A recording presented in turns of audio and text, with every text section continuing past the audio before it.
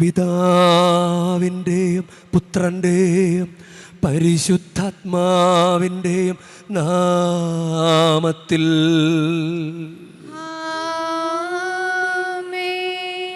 നമ്മുടെ കർത്താവായ യേശുക്രിസ്തുവിൻ്റെ കൃപയും പിതാവായ ദൈവത്തിൻ്റെ സ്നേഹവും പരിശുദ്ധാത്മാവിൻ്റെ സംസർഗവും നിങ്ങളോടു കൂടെ.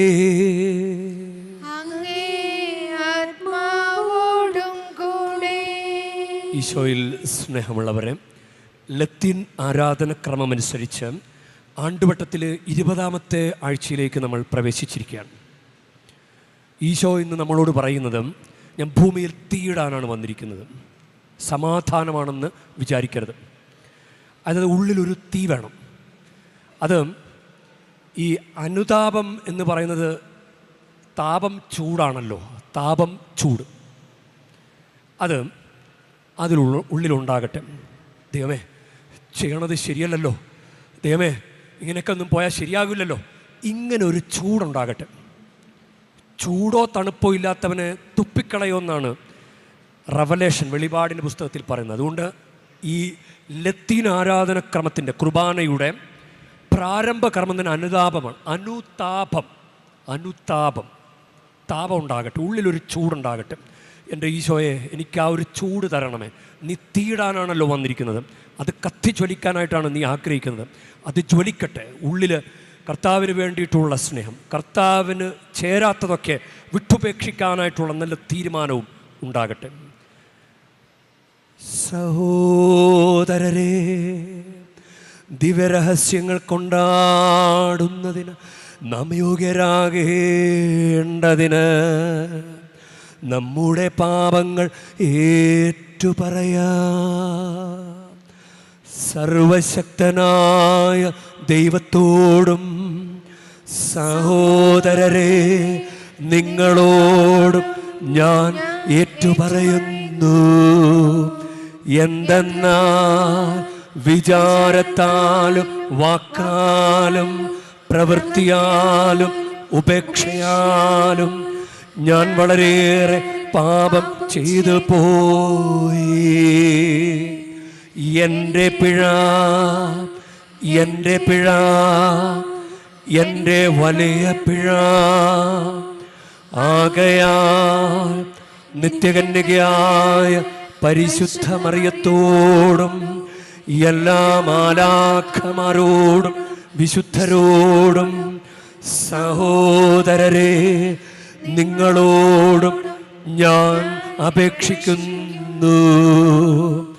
എനിക്കു വേണ്ടി നമ്മുടെ കർത്താവായ ദൈവത്തോട് പ്രാർത്ഥിക്കണമേ.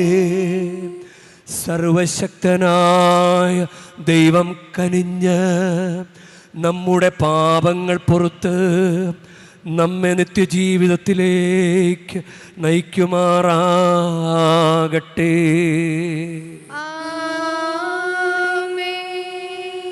കർത്താവേ കനിയണമേ, കർത്താവേ കനിയണമേ, ക്രിസ്തുവേ കനിയണമേ, ക്രിസ്തുവേ കനിയണമേ, കർത്താവേ കനിയണമേ, കർത്താവേ കനിയണമേ. അത്യുന്നതങ്ങളിൽ ദൈവത്തിനു മഹത്വം, ഭൂമിയിൽ സന്മനസ്സുള്ളോർക്ക് ശാന്തിയുമേ. അങ്ങയെ ഞങ്ങൾ സ്തുതിക്കുന്നു, അങ്ങയെ ഞങ്ങൾ പുകഴ്ത്തുന്നു, ആരാധിച്ചങ്ങയെ വാഴ്ത്തുന്നു. ദിവ്യമഹിമകൾ പാടുന്നു. അങ്ങേ മഹാമഹിമൈക്കിതാ നന്ദി ചൊല്ലുന്നീവർ താഴ്മയാ. ദൈവമേ കർത്താവാമങ്ങയെ വാഴ്ത്തുന്നു സ്വലോക രാജനെ. സർവൈക ശക്തനാം ദൈവമേ താതനമങ്ങയെ വാഴ്ത്തുന്നു. ഏകാത്മജാദൈവ സൂനുവേ കർത്താവാം ശ്രീയേശു ക്രിസ്തുവേ.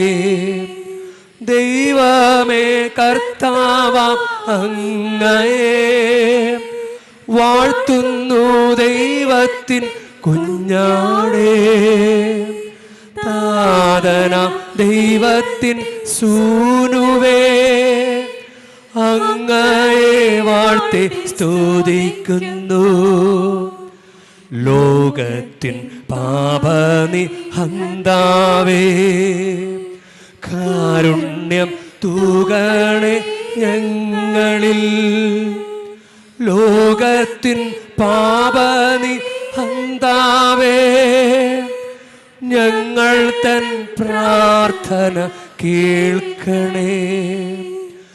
നിത്യപിതാവിൻ്റെ പാർശ്വത്തിൽ നിർമ്മലം ഭാഗത്തിരുന്നിടും ഞങ്ങൾ തൻ രക്ഷകനേശുവേ. കാരുണ്യം തൂകണേ ഞങ്ങളിൽ.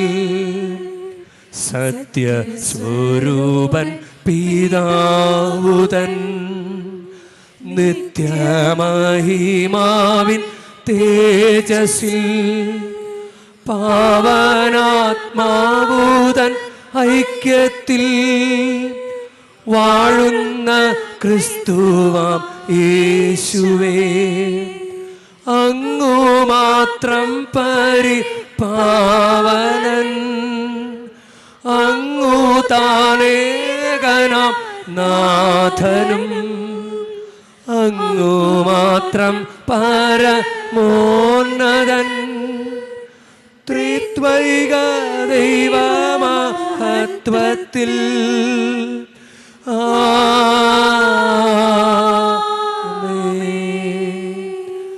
നമുക്ക് പ്രാർത്ഥിക്കാം. ദൈവമേ അങ്ങേ സ്നേഹിക്കുന്നവർക്ക് അദൃശ്യമായ എല്ലാ നന്മകളും അങ്ങ് ഒരുക്കിയിരിക്കുന്നുവല്ലോ. ഞങ്ങളുടെ ഹൃദയങ്ങളിലേക്ക് അങ്ങ് സ്നേഹവായ്പ ചൊരിയണമേ. അങ്ങനെ അങ്ങ് എല്ലാറ്റിനും ഉപരിയും സ്നേഹിച്ചുകൊണ്ട് എല്ലാ ആഗ്രഹങ്ങളെയും അതിശയിപ്പിക്കുന്ന അങ്ങേ വാഗ്ദാനങ്ങൾ ഞങ്ങൾ പ്രാപിക്കുമാറാകട്ടെ. അങ്ങയോടുകൂടെ പരിശുദ്ധാത്മാവുമായുള്ള ഐക്യത്തിൽ എന്നെന്നും ദൈവമായി ജീവിച്ചു വാഴുന്ന ഞങ്ങളുടെ കർത്താവും അങ്ങയുടെ പുത്രനുമായ യേശുക്രിസ്തു വഴി ഞങ്ങൾ സമർപ്പിക്കുന്ന പ്രാർത്ഥന കേട്ടരുളേണമേ.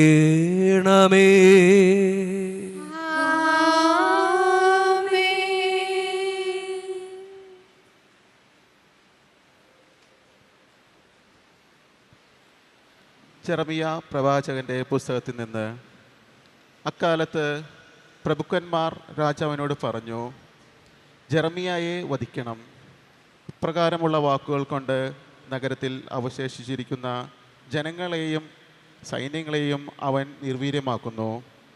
ജനത്തിന് നന്മയല്ല നാശമാണ് ഇവൻ ആഗ്രഹിക്കുന്നത്. എസെക്കിയേൽ രാജാവ് പറഞ്ഞു, ഇതാ അവൻ നിങ്ങളുടെ കൈകളിലാണ്. നിങ്ങൾക്കെതിരെ ഒന്നും ചെയ്യാൻ രാജാവിന് സാധിക്കുകയില്ലല്ലോ. അവർ ജെറമിയായെ കാവൽപുരയുടെ മുറ്റത്തുണ്ടായിരുന്ന കിണറ്റിലേക്ക് ഇറക്കി. രാജകുമാരൻ മിൽക്കിയയുടെ കിണർ എന്നറിയപ്പെടുന്ന അതിലേക്ക് അവനെ കയറിൽ കെട്ടിത്താഴ്ത്തി. കിണറ്റിൽ ചെളിയല്ലാതെ വെള്ളം ഇല്ലായിരുന്നു. ജെറമിയായെ ചെളിയിൽ താണു. എബ്ദേമിലേക്ക് കൊട്ടാരത്തിൽ നിന്ന് ഇറങ്ങിച്ചെന്ന് രാജാവിനോട് പറഞ്ഞു, യജമാനനായ രാജാവേ, ജെറമിയായെ കിണറ്റിൽ താഴ്ത്തിയ ഇവർ തിന്മ ചെയ്തിരിക്കുന്നു. അവൻ അവിടെ കിടന്ന് വിശന്ന് മരിക്കും. നഗരത്തിൽ അപ്പം തീർന്നു പോയിരിക്കുന്നു. രാജാവ് എത്യോപ്യക്കാരനായ എബെദ്യാഖേലിനോട് കൽപ്പിച്ചു, നീ ഇവിടെ നിന്നും 3 പേരെയും കൂട്ടിക്കൊണ്ട് ജെറമ്യാ പ്രവാചകനെ മരിക്കും മുമ്പ് കിണറ്റിൽ നിന്ന് കയറ്റുക. കർത്താവിൻ്റെ വചനം. ദൈവത്തിനു നന്ദി. കർത്താവെ, എന്നെ സഹായിക്കാൻ വേഗം വരണമേ. കർത്താവെ, കർത്താവേ, എന്നെ സഹായിക്കാൻ വേഗം വരണമേ. വരണമേ. ഞാൻ ക്ഷമാപൂർവം കർത്താവിനെ കാത്തിരുന്നു. അവിടുന്ന് ചെവി ചായ്ച്ച് എൻ്റെ നിലവിളി കേട്ടു. കർത്താവെ, എന്നെ സഹായിക്കാൻ വേഗം വരണമേ. ഭീകരമായ ഗർത്തത്തിൽ നിന്ന്, കുഴഞ്ഞ ചേറ്റിൽ നിന്നും അവിടുന്ന് എന്നെ കരകയറ്റി. എൻ്റെ പാദങ്ങൾ പാറയിൽ ഉറപ്പിച്ചു, കാൽവെപ്പുകൾ സുരക്ഷിതമാക്കി. കർത്താവെ, എന്നെ സഹായിക്കാൻ വേഗം വരണമേ. അവിടുന്ന് ഒരു പുതിയ ഗാനം എൻ്റെ അധരങ്ങളിൽ നിക്ഷേപിച്ചു, നമ്മുടെ ദൈവത്തിന് ഒരു സ്തോത്രഗീതം. പലരും കണ്ട് ഭയപ്പെടുകയും കർത്താവിൽ ശരണവെക്കുകയും ചെയ്തു. കർത്താവെ, എന്നെ സഹായിക്കാൻ വേഗം വരണമേ. ഞാൻ ദരിദ്രനും പാവപ്പെട്ടവനുമാണ്, എങ്കിലും കർത്താവിന് എന്നെപ്പറ്റി കരുതലുണ്ട്. അങ്ങ് എൻ്റെ സഹായകനും വിമോചകനുമാണ്. എൻ്റെ ദൈവമേ, വൈകരുതേ. കർത്താവെ, എന്നെ സഹായിക്കാൻ വേഗം വരണമേ.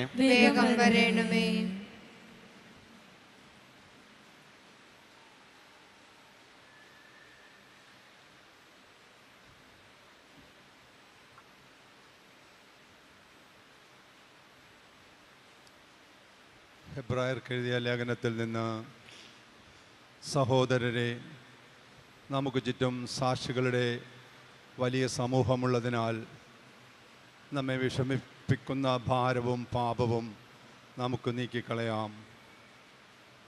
നമുക്കായി നിശ്ചയിച്ചിരിക്കുന്ന ഈ ഓട്ടപ്പന്തയം സ്ഥിരോത്സാഹത്തോടെ നമുക്ക് ഓടിത്തീർക്കാം. നമ്മുടെ വിശ്വാസത്തിൻ്റെ നാഥനും അതിനെ പൂർണ്ണതയിലെത്തിക്കുന്നവനുമായ യേശുവിനെ മുന്നിൽ കണ്ടുകൊണ്ട് വേണം നാം ഓടാൻ. അവൻ തനിക്കുണ്ടായിരുന്ന സന്തോഷം ഉപേക്ഷിച്ച് അവമാനം വകവയ്ക്കാതെ കുരിശ് ക്ഷമയോടെ സ്വീകരിച്ചു. ദൈവസിംഹാസനത്തിൻ്റെ വലതുഭാഗത്ത് അവൻ അവരോധിക്കപ്പെടുകയും ചെയ്തു. ആകയാൽ മനോധൈര്യം അസ്തമിച്ച് നിങ്ങൾ തളർന്നു പോകാതിരിക്കാൻ വേണ്ടി അവൻ തന്നെ എതിർത്ത പാപികളിൽ നിന്ന് എത്രമാത്രം സഹിച്ചെന്ന് ചിന്തിക്കുവിൻ. പാപത്തിനെതിരായുള്ള സമരത്തിൽ നിങ്ങൾക്ക് ഇനിയും രക്തം ചൊരിയേണ്ടി വന്നിട്ടില്ല. കർത്താവിൻ്റെ വചനം. ദൈവത്തിനു നന്ദി. ഹല്ലേലൂയ. കർത്താവ് അരുളി ചെയ്യുന്നു, എൻ്റെ ആടുകൾ എൻ്റെ സ്വരം ശ്രവിക്കുന്നു, എനിക്ക് അവയെ അറിയാം, അവ എന്നെ അനുഗമിക്കുന്നു. ഹല്ലേലൂയ.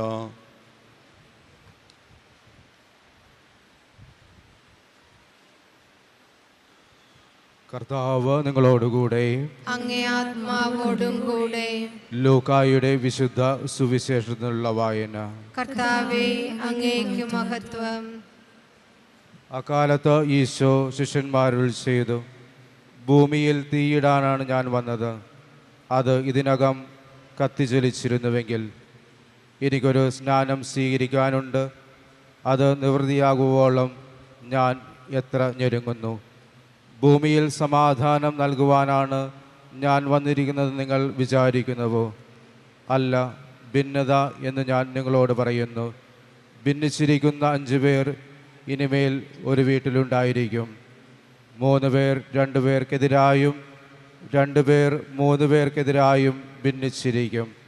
പിതാവ് പുത്രൻ പിതാവിനും എതിരായും, അമ്മ മകൾക്കും മകൾ അമ്മയ്ക്കുമെതിരായും, അമ്മായിയമ്മ മരുമകൾക്കും മരുമകൾ അമ്മായിയമ്മയ്ക്കുമെതിരായും ഭിന്നിക്കും. കർത്താവിൻ്റെ സുവിശേഷം. ക്രിസ്തുവേ, അങ്ങേക്ക് സ്തുതി.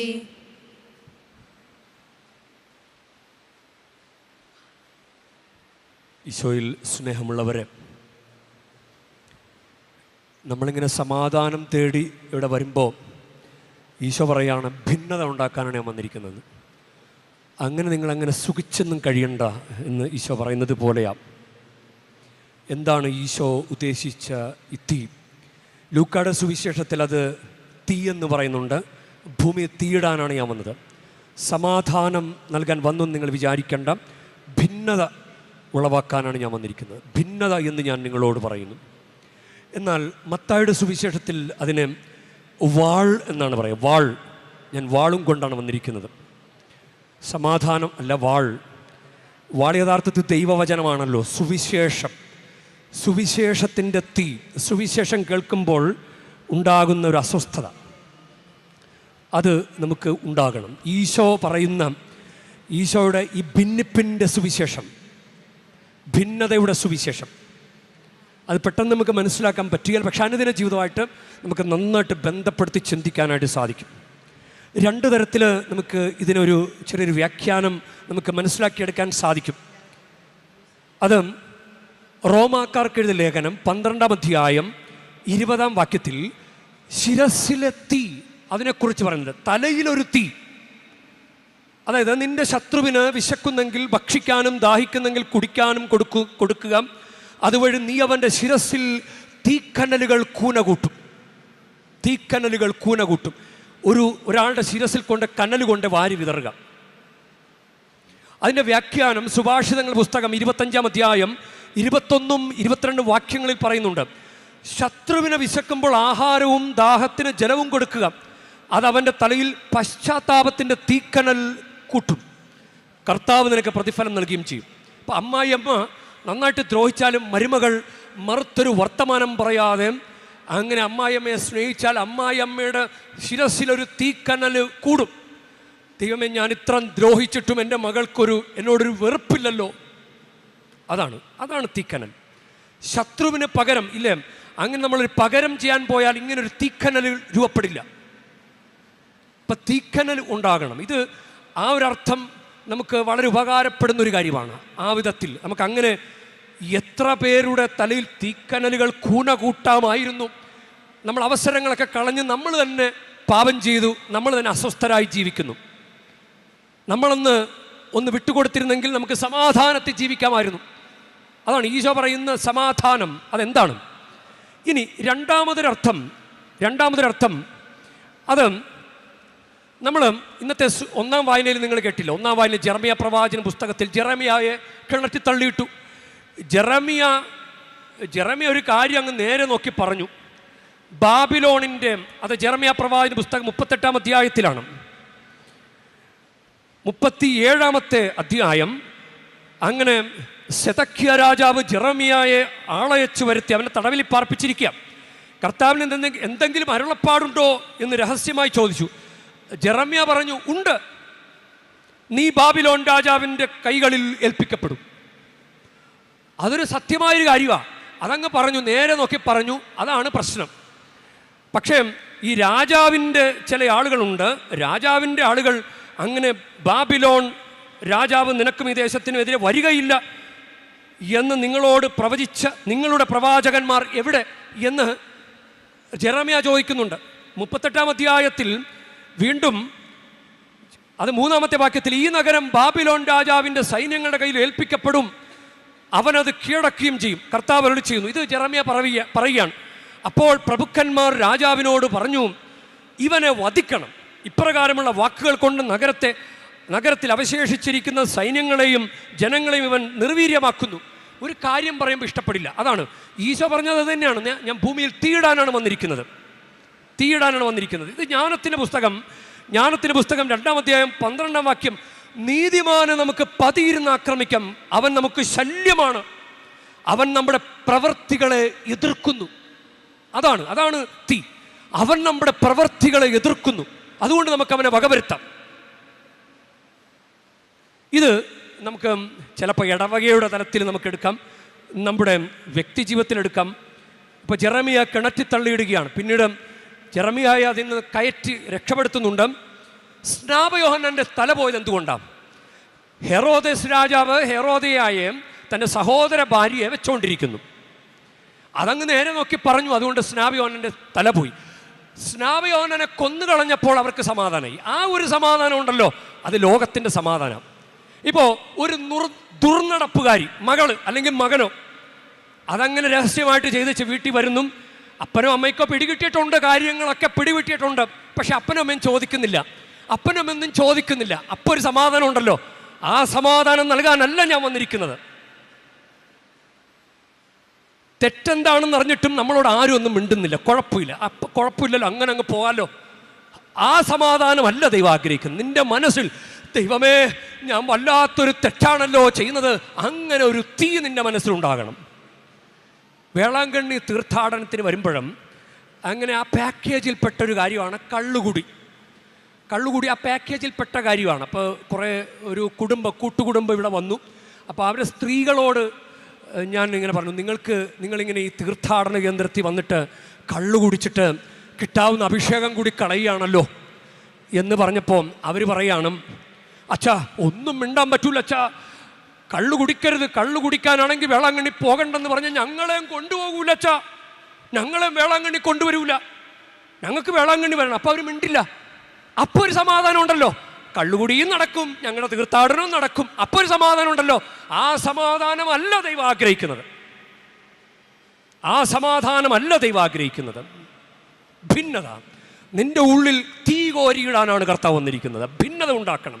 നിനക്കങ്ങനെ ഉണ്ടാകണം. ഇങ്ങനെ ഇളയവൻ തിരിച്ചു വന്നത് നല്ല കാര്യമായി. അപ്പന് കുഴപ്പമൊന്നുമില്ല. ധൂർത്തപുത്രൻ്റെ കഥയിൽ അപ്പന് കുഴപ്പമൊന്നുമില്ല.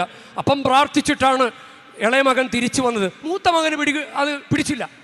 മൂത്ത മകൻ്റെ ഉള്ളിൽ അവൻ അസ്വസ്ഥത.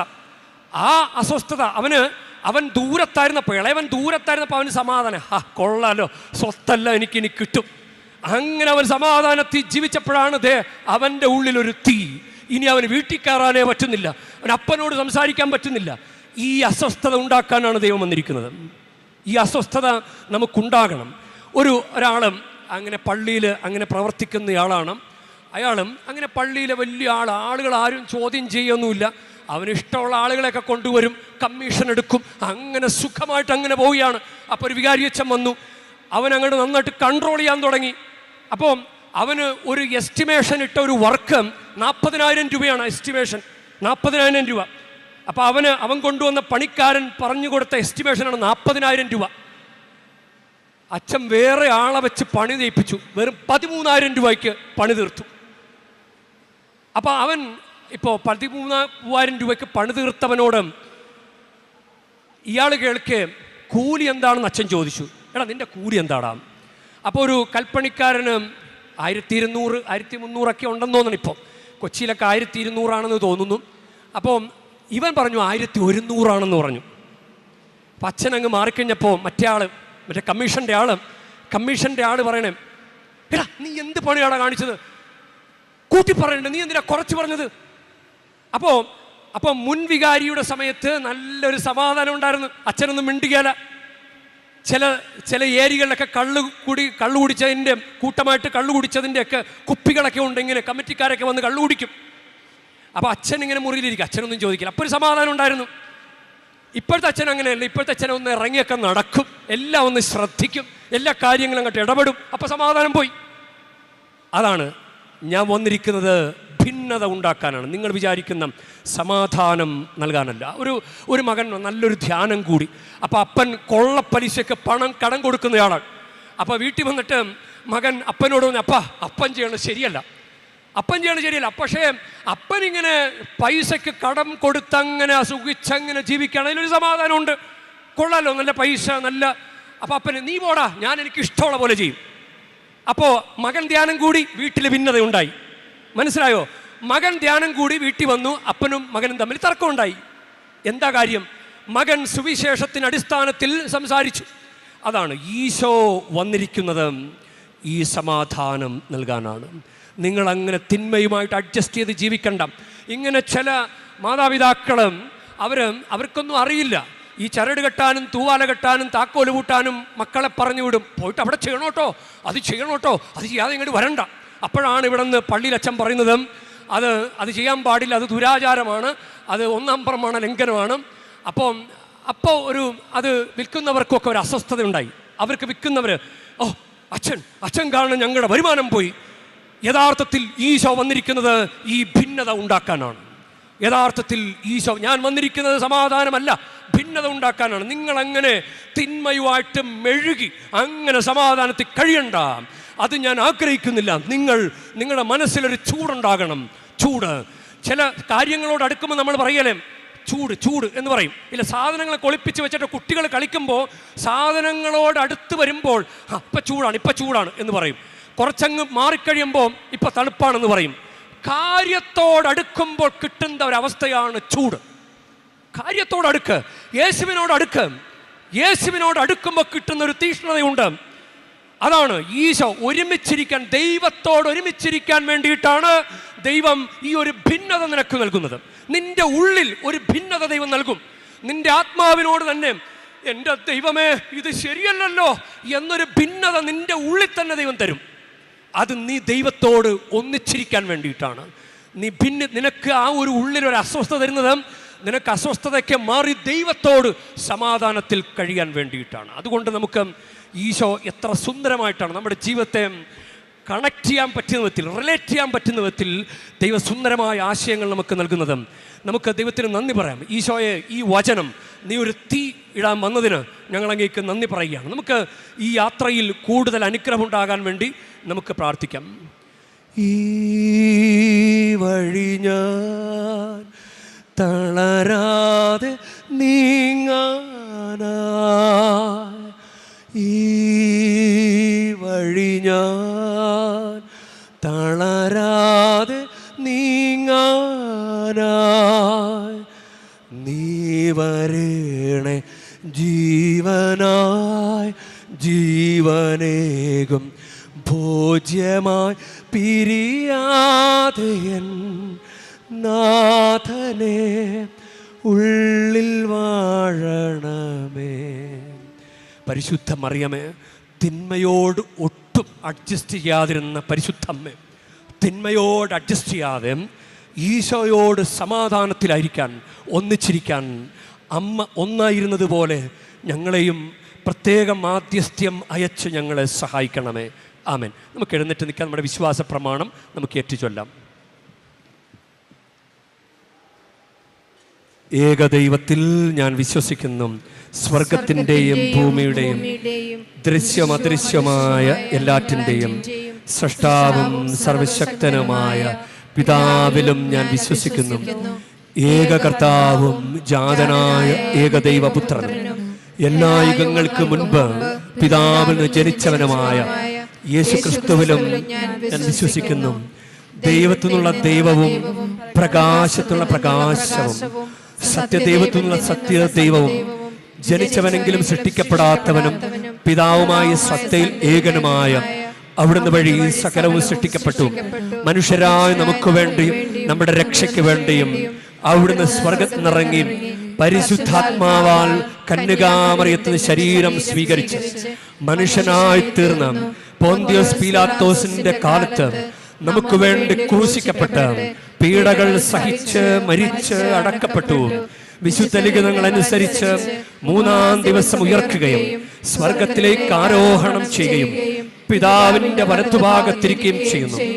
ജീവിക്കുന്നവരെയും മരിച്ചവരെയും വിധിക്കുവാൻ അവിടുന്ന് മഹത്വത്തോടെ വീണ്ടും വരും. അവിടുത്തെ രാജ്യത്തിന് അവസാനം ഉണ്ടാവുകയുമില്ല. കർത്താവും ജീവദാതാവും പിതാവിൽ നിന്നും പുത്രനും പുറപ്പെടുന്നവനും പിതാവിനോടും പുത്രനോടുമൊപ്പം ആരാധിക്കപ്പെടുന്നവനും സ്തുതിക്കപ്പെടുന്നവനും പ്രവാചകന്മാർ വഴി സംസാരിച്ചവനുമായ പരിശുദ്ധാത്മാവിലും ഞാൻ വിശ്വസിക്കുന്നു. ഏകവും വിശുദ്ധവും സാർവത്രികവും അപ്പസ്തോലികമായ സഭയിലും ഞാൻ വിശ്വസിക്കുന്നു. പാപങ്ങളുടെ മോചനത്തിനായുള്ള ഏകജ്ഞാന സ്നാനം ഞാൻ ഏറ്റുപറയുകയും മരിച്ചവരുടെ ഉയർപ്പും വരാനിരിക്കുന്ന യുഗത്തിലെ ജീവിതവും ഞാൻ പ്രതീക്ഷിക്കുകയും ചെയ്യുന്നു. ആമേൻ. പ്രിയ സഹോദരരെ, പിതാവായ ദൈവത്തോട് ഭക്തിവിശ്വാസ പ്രത്യാശയോടെ നമുക്ക് പ്രാർത്ഥിക്കാം.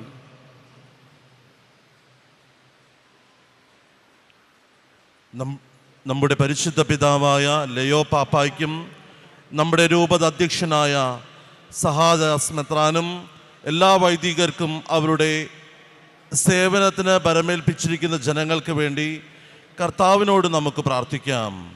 കർത്താവേ, ഞങ്ങളുടെ പ്രാർത്ഥന കേൾക്കണമേ.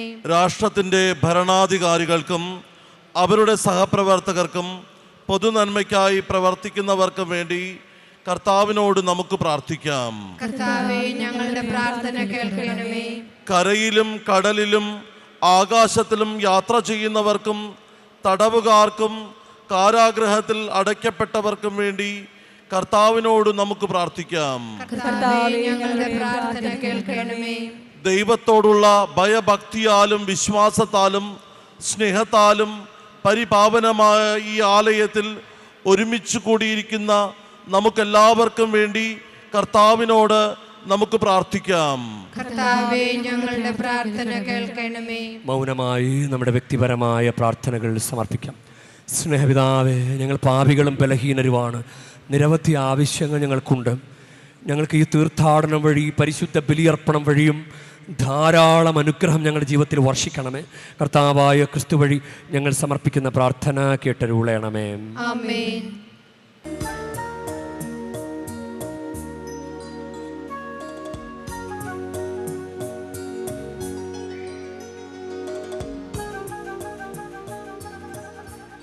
പ്രിയ സഹോദരരെ, എൻ്റെയും നിങ്ങളുടെയും ബലി സർവശക്തനും പിതാവുമായ ദൈവത്തിന് സ്വീകാര്യമാകുവാൻ വേണ്ടി നിങ്ങൾ പ്രാർത്ഥിക്കുവിൻ.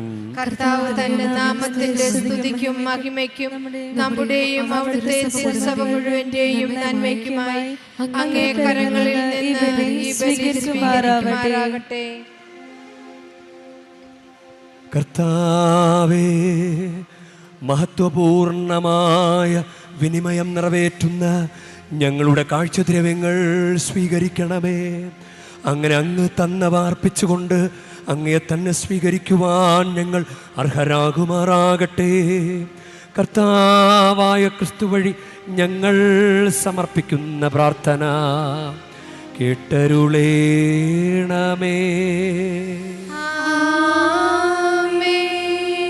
കർത്താവ് നിങ്ങളോടു കൂടെ.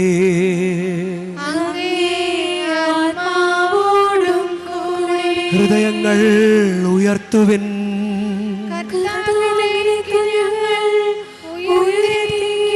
നമ്മുടെ കർത്താവായ ദൈവത്തിന് നന്ദി പ്രകാശിപ്പിക്കാം.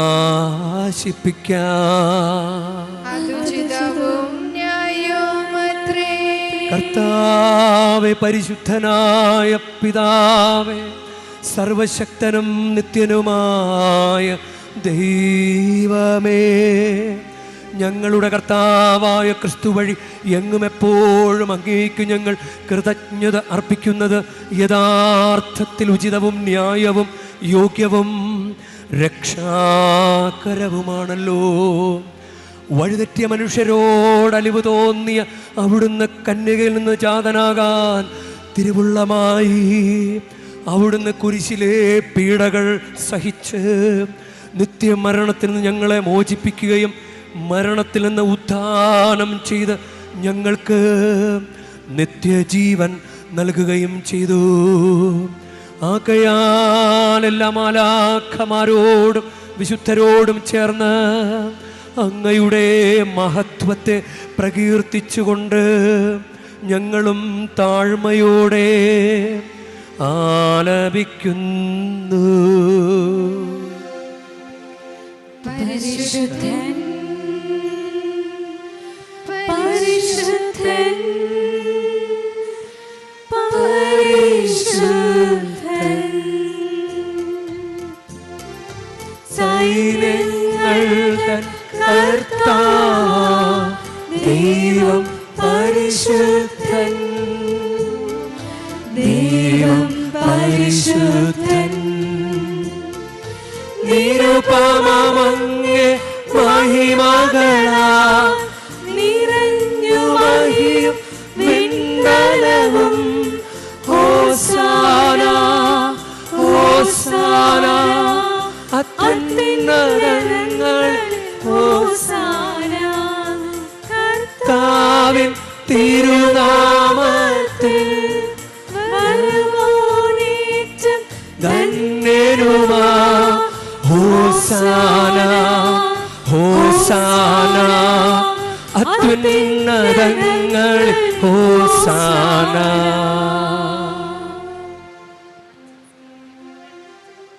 കർത്താവേ, സർവവിശുദ്ധിയുടെയും ഉറവിടമായ അങ്ങ് സത്യമായും പരിശുദ്ധൻ ആകുന്നു. ആകയാൽ അങ്ങേ ആത്മാവാൽ മഞ്ഞുകണം പോലെ ഈ കാണിക്കകൾ പവിത്രമാക്കണമേ. അങ്ങനെ ഞങ്ങൾക്കായി ഇവ ഞങ്ങളുടെ കർത്താവായ യേശുക്രിസ്തുവിൻ്റെ ശരീരവും രക്തവുമായി തീരുമാറാകട്ടെ. അവിടുന്ന് ഒറ്റിക്കൊടുക്കപ്പെട്ട് സോമനസാലെ പീഡകൾ സഹിച്ചപ്പോൾ അപ്പമെടുത്ത് കൃതജ്ഞത പ്രകാശിപ്പിച്ച് മുറിച്ച് തൻ്റെ ശിഷ്യന്മാർക്ക് കൊടുത്ത് കൊണ്ട് അരുൾ ചെയ്തു. എല്ലാവരും ഇതിൽ നിന്നു വാങ്ങി ഭക്ഷിക്കുവിൻ. എന്തെന്നാൽ ഇത് നിങ്ങൾക്കു വേണ്ടി അർപ്പിക്കാനിരിക്കുന്ന എൻ്റെ ശരീരമാകുന്നു.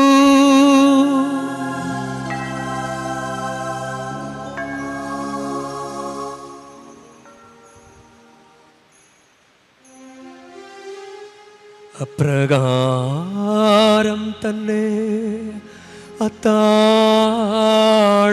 കഴിഞ്ഞ് പാനപാത്രമെടുത്ത് വീണ്ടും അങ്ങേക്ക് കൃതജ്ഞത പ്രകാശിപ്പിച്ച് തൻ്റെ ശിഷ്യന്മാർക്ക് കൊടുത്ത് കൊണ്ട് അരുൾ ചെയ്തു.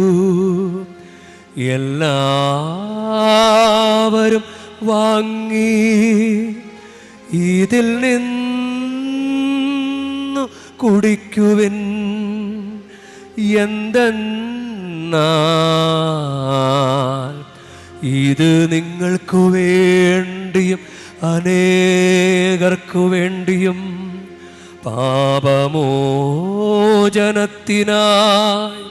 ചിന്തപ്പെടാനിരിക്കുന്ന എൻ്റെ രക്തത്തിൻ്റെ നവീനവും സനാതനവുമായ ഉടമ്പടിയുടെ പാനപാത്രമാകുന്നു.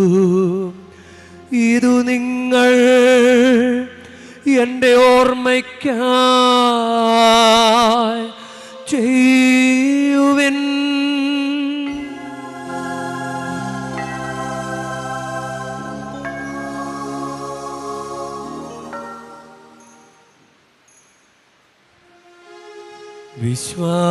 വിശ്വാസത്തിൻ്റെ രഹസ്യം. കർത്താവേ, അങ്ങ് വീണ്ടും വരുന്നതുവരെ അങ്ങേ മരണം ഞങ്ങൾ പ്രഖ്യാപിക്കുന്നു. അങ്ങേ ഉയർപ്പ് ഞങ്ങൾ ഏറ്റുപറയുന്നു. ആകയാൽ കർത്താവേ, അവിടുത്തെ മരണവും ഉയർപ്പും ഓർത്തുകൊണ്ട് അങ്ങേ തിരുമുൻപിൽ നിൽക്കുന്നതിനും അങ്ങേ പരിചരിക്കുന്നതിനും അർഹരാക്കി തീർത്തതിനും ഞങ്ങൾ നന്ദി പറഞ്ഞുകൊണ്ട് ജീവൻ്റെ അപ്പവും രക്ഷയുടെ പാനപാത്രവും ഞങ്ങൾ അങ്ങേക്ക് അർപ്പിക്കുന്നു. ക്രിസ്തുവിൻ്റെ ശരീരത്തിലും രക്തത്തിലും പങ്കുചേരുന്ന ഞങ്ങളെ പരിശുദ്ധാത്മാവിൽ ഒന്നായി ചേർക്കണമെന്ന് താഴ്മയോടെ ഞങ്ങൾ അപേക്ഷിക്കുന്നു. കർത്താവെ, ലോകമെങ്ങും വ്യാപിച്ചു കിടക്കുന്ന അങ്ങേ സഭയെ അങ്ങ് ഓർക്കുമാറാകണമേ. ഞങ്ങളുടെ പരിശുദ്ധ ലയോ പാപ്പായോടും ഞങ്ങളുടെ രൂപതധ്യക്ഷനായ സഹായരാജ് മെത്രാനോടും വൈദിക ഗണത്തോടുമൊത്ത് സഭയെ അങ്ങ് സ്നേഹത്തിൻ്റെ പൂർണ്ണതയിൽ എത്തിക്കുമാറാകണമേ.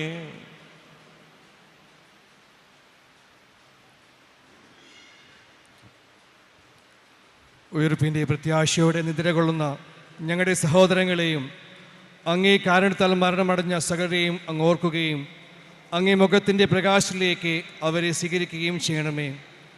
ഞങ്ങൾ എല്ലാവരും കനിയണമെന്ന് ഞങ്ങൾ പ്രാർത്ഥിക്കുന്നു. അങ്ങനെ ദൈവമാതാവായ പരിശുദ്ധ കന്യകാ മറിയത്തോടും ആ കന്യയുടെ ഭർത്താവായ ഭാഗ്യപ്പെട്ട ഔസേപിതാവിനോടും അനുഗ്രഹീതരായ അപ്പോസ്തലന്മാരോടും കാലാകാലങ്ങളിൽ അങ്ങേ പ്രസാദിപ്പിച്ച സകല വിശുദ്ധന്മാരോടുമൊത്ത് ജീവനിൽ പങ്കുചേരുവാൻ ഞങ്ങൾ അർഹരാക്കുകയും അങ്ങേ പുത്രനായ യേശു ക്രിസ്തു വഴി അങ്ങേ സ്തുതിക്കുകയും മഹത്വപ്പെടുത്തുകയും ചെയ്യുമാറാകട്ടെ.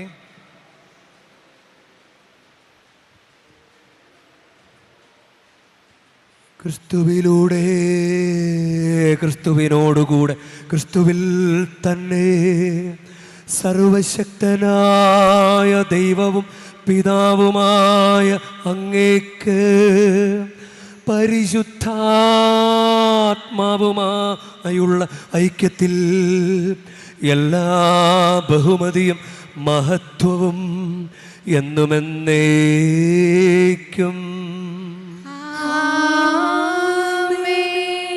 നമ്മുടെ കർത്താവ് കൽപ്പിച്ചതനുസരിച്ച് നമുക്കൊന്ന് ചേർന്ന് പ്രാർത്ഥിക്കാം.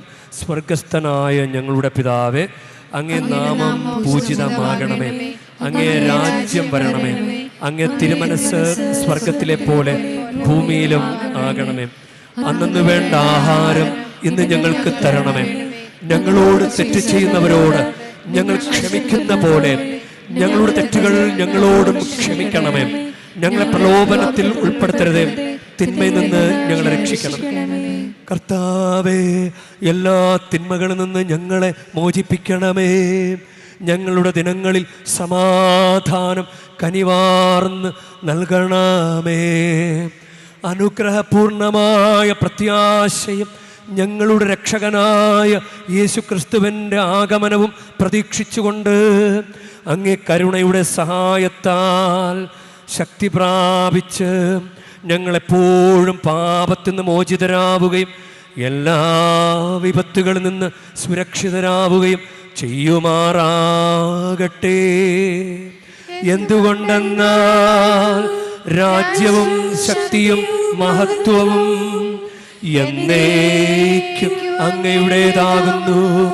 സമാധാനം ഞാൻ നിങ്ങൾക്ക് നൽകുന്നു, എൻ്റെ സമാധാനം നിങ്ങൾക്ക് ഞാൻ തരുന്നുവെന്ന് അങ്ങ് അപ്പോസ്തലന്മാരോട് അരുൾ ചെയ്ത കർത്താവായ യേശു ക്രിസ്തുവേ, ഞങ്ങളുടെ പാപങ്ങളല്ല പിന്നെയോ അങ്ങേ സഭയുടെ വിശ്വാസം തൃക്കൺ പാർത്ത് അങ്ങേ തിരുവുള്ളമനുസരിച്ച് സഭയ്ക്ക് സമാധാനവും ഐക്യവും നൽകുവാൻ കനിയണമേ. എന്നെന്നും ജീവിക്കുകയും വാഴുകയും ചെയ്യുന്ന അങ്ങ് ഈ പ്രാർത്ഥന കേട്ടരുളേണമേ.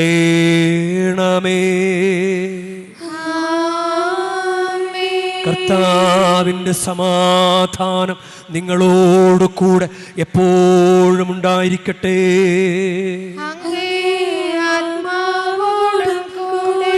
നിങ്ങൾ പരസ്പരം സമാധാനം ആശംസിക്കുവിൻ.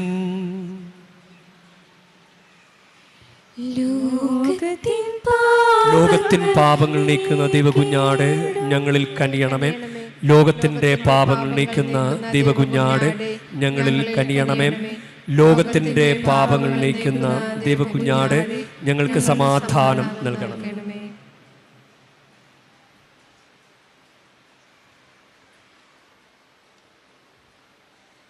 ഇതാ ദൈവത്തിൻ്റെ കുഞ്ഞാട്, ഇതാ ലോകത്തിൻ്റെ പാപങ്ങൾ നീക്കുന്നവൻ. കുഞ്ഞാടിൻ്റെ വിരുന്നിന് ക്ഷണിക്കപ്പെട്ടിരിക്കുന്നവർ അനുഗ്രഹീതർ. കർത്താവേ, അങ്ങന്റെ ഭവനത്തിൽ പ്രവേശിക്കാൻ ഞാൻ യോഗ്യനല്ല. അങ്ങ് ഒരു വാക്കുച്ചരിച്ചാൽ മാത്രം മതി, എൻ്റെ ആത്മാവ് സുഖം പ്രാപിക്കും.